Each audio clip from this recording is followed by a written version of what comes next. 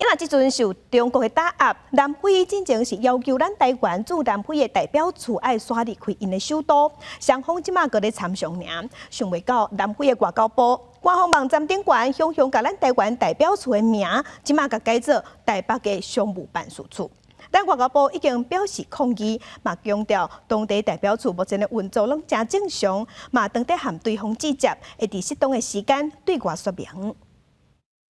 对南非外交部的官网兼国际关系项目外国驻南非代表处的资讯者发现，台湾毋但是被归类伫咧国际组织，点开台北商务办事处的项目，也发现内面被列入资讯办公室联络方式，包括地址、电话、邮政信箱，拢被改做约翰尼斯堡，毋是首都普里托利亚，而且也阁三度介绍台湾驻南非代表廖文铁的项目，只敢若剩该层较加助理代表3个人。咱外交部对此回应，甲咱国驻南非代表处拢密切注意这件案件上新的发展。南方进前已经表达双方应该就这件代志进行协商，并且等待南非的回应。驻处目前依然正常对外运作，若有新的消息会适时对外说明。其实南非政府伫咧去年10月甲今年1月两边致函予台湾驻南非代表处，要求迁离首都普里托利亚，双边政府继续磋商。不过，南非外交部先伫今年3月，将台湾代表处的名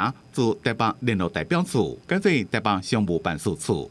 南非政府目前与我国仍在协商当中，却再度要求我驻南非代表处限期迁出首都，显示中国在南非对我们的打压是更加的变本加厉。